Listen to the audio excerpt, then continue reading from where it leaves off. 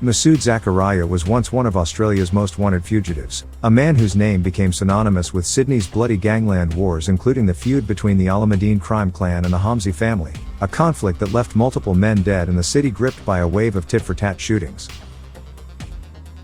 The same man, known as the gentle smiling Alameddine lieutenant, has now emerged as the central figure in a controversial overseas deportation case, exposing the growing tensions between the Australian Federal Police and their colleagues the New South Wales Police. Zakaria fled Australia in December 2021, shortly after an arrest warrant was issued for his alleged involvement in a gangland murder plot. He was reportedly tipped off about the impending arrest, and travelled to Western Australia before paying to be smuggled out of the country on a fishing boat, bound for Malaysia.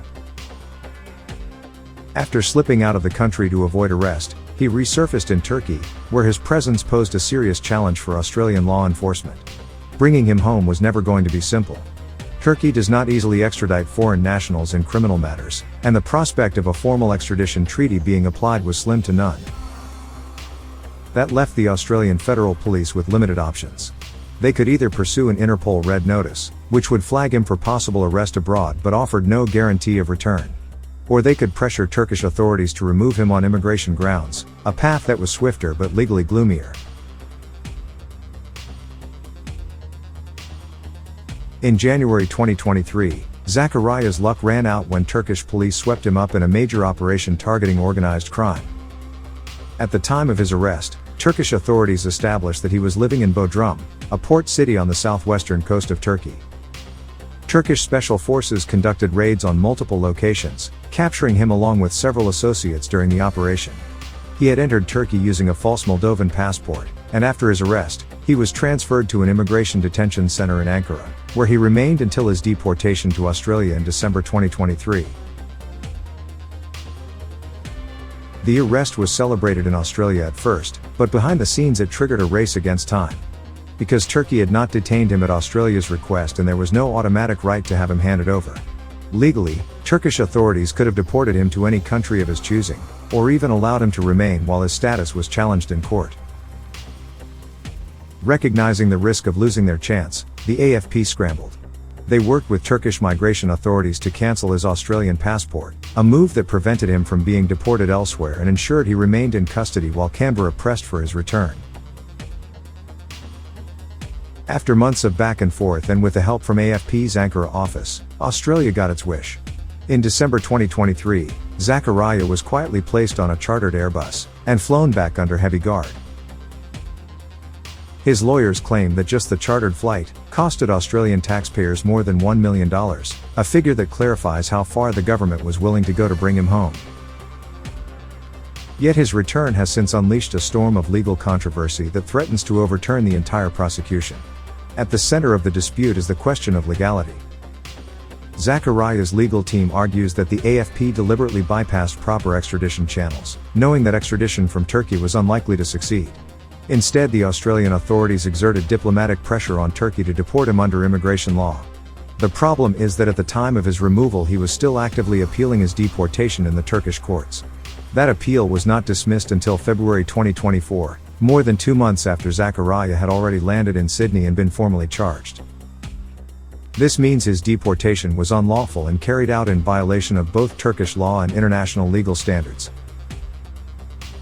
The fallout has been immense. Zakaria had been facing trial over some of the most high-profile killings in Sydney's underworld, including the murders of father and son Salim and Tufik Hamzi in 2021, and an alleged plot to kill their cousin, rival crime figure Ibrahim Hamzi. These were cases that police had once described as critical in dismantling Sydney's violent criminal networks. Yet all of those trials have now been vacated. His lawyers are pursuing a permanent stay of proceedings, arguing that the charges cannot stand because the manner of his return to Australia fatally undermines the legitimacy of the case. They insist the prosecution is doomed to fail.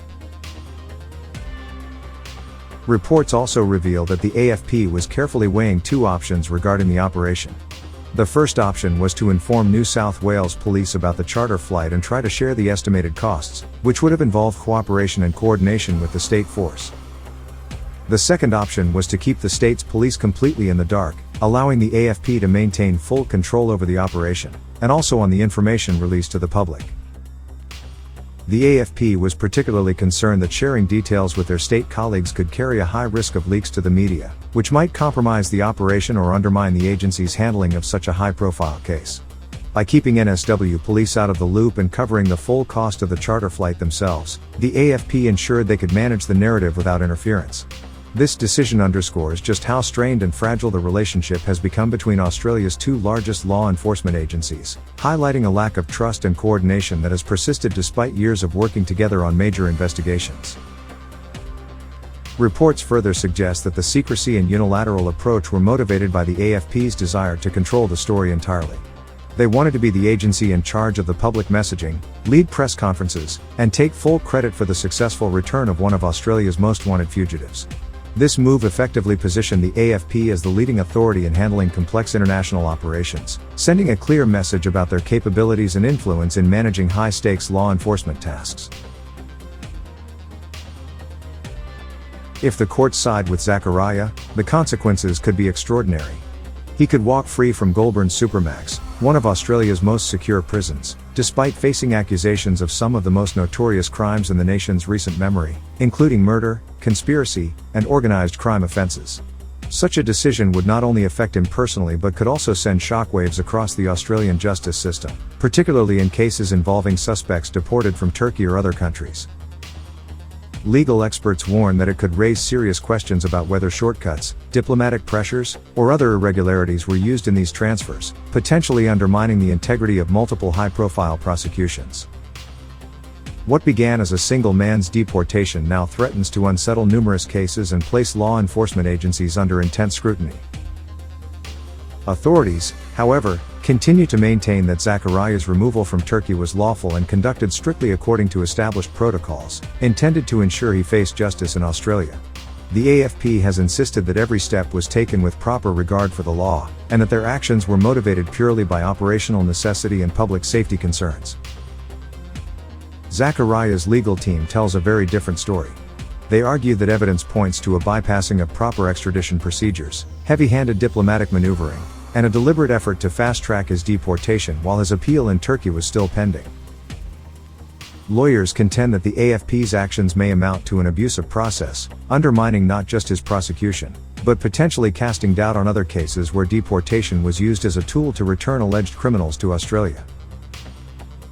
With stakes this high, it's highly likely that the matter will eventually make its way to the High Court of Australia, where the ultimate interpretation of law and process will be tested. Until then, the legal battle is far from over. What once appeared as a decisive victory for law enforcement, a fugitive return to face justice, may yet become one of the most consequential legal challenges in Australia's fight against organised crime. The outcome could redefine how authorities handle international criminal transfers and the balance between operational urgency and legal process. If you're looking for more thrilling and edgy bikie and organised crime updates, feel free to hit that subscribe button and share it around. Drop a like, and let us know your thoughts in the comments. For those who really want to support the channel, a super thanks goes a long way, especially since many of these videos aren't monetized due to the nature of the content. We're truly grateful for every like, comment, and subscription.